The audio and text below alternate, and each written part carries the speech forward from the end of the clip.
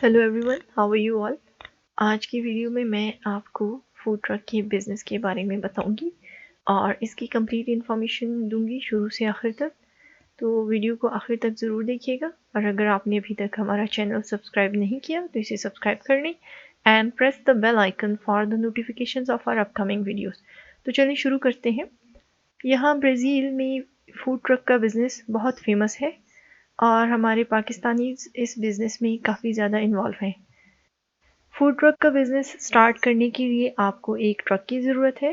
ये ट्रक कोई बड़ा हीनो ट्रक नहीं बल्कि वीडियो में जो तस्वीर नज़र आ रही है यही फूड ट्रक है। ये 2 किस्म के होते हैं, यानी बने बनाए भी होते हैं और आप अगर खुद भी बनवाना चाहें तो आप बनवा सकते हैं। तो ज़्यादातर लोग इसे खुद ही बनवाते हैं और जब लोग इस बिज़नेस को स्टार्ट करते हैं तो वो कोई महंगा ट्रक नहीं बनवाते बल्कि एक नॉर्मल सा ट्रक बनवाते हैं। नॉर्मल भी काफ़ी अच्छा होता है और इसकी प्राइस 6 से 8 हज़ार ब्राज़ीलियन रियाल्स है, जो कि पाकिस्तानी तकरीबन 2 से ढाई लाख में बन जाता है। और फिर इसके बाद इसमें एक छोटा सा किचन बनवाया जाता है, गैस सिलेंडर इंस्टॉल करवाया जाता है और कुछ चेयर्स और टेबल्स की ज़रूरत होती है और एक टेंट चाहिए होता है।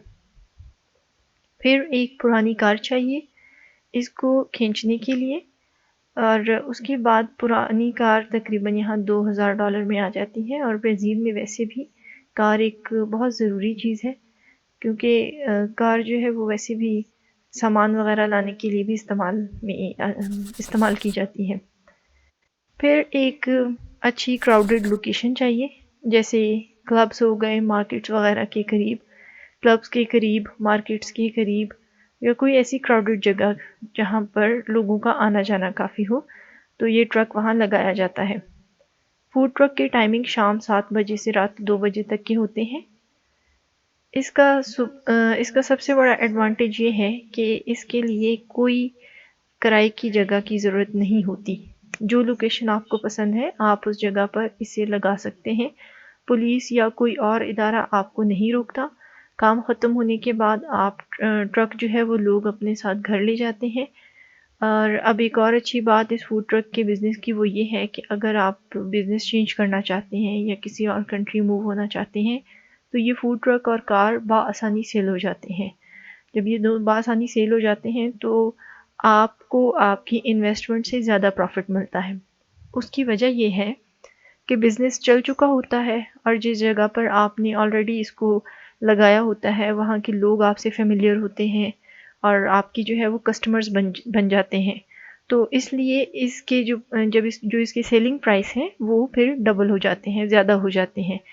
और इस बिज़नेस में इन्वेस्टमेंट तकरीबन 7 से 8 लाख पाकिस्तानी रुपए हैं। इसमें सेविंग 100% है क्योंकि ब्राज़ीलियन घर में सिर्फ नाश्ता करते हैं और बाकी लंच और डिनर बाहर से करते हैं। रात को ब्राज़ीलियन फूड ट्रक से या पिज़्ज़ा शॉप से पिज़्ज़ा खाना पसंद करते हैं। तो यहाँ कुछ पाकिस्तानियों की पिज़्ज़ा शॉप्स भी हैं और उसकी डिटेल मैं अपनी अगली किसी वीडियो में दूंगी। फ़िलहाल आज इसी पर बात करते हैं। फूड ट्रक की ज़्यादा फेमस आइटम्स जो हैं वो chicken Sharma, chicken and beef Sharma दोनों, हॉट डॉग, सैंडविच और फ्रेंच फ्राइज़ हैं। और अब इसकी सेल या प्रॉफिट की बात करें तो सबसे पहले इसके प्रॉफिट में मेन रोल लोकेशन का है। अगर आप इसे क्राउडेड जगह में लगाते हैं तो आपकी प्रॉफिट ट्रिपल होती है, आपकी प्रॉफिट जो है उसमें ट्रिपल होती है। और अगर किसी नॉर्मल जगह पर लगाते हैं तो फूड के बिज़नेस में कम से कम 100% प्रॉफिट होती है।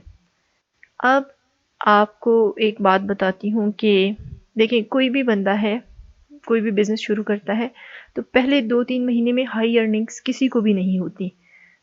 बहुत सारे फैक्टर्स इन्वॉल्व होते हैं, जैसे कि मार्केटिंग, आपकी कस्टमर डीलिंग जो कि सबसे ज़्यादा ज़रूरी चीज़ है।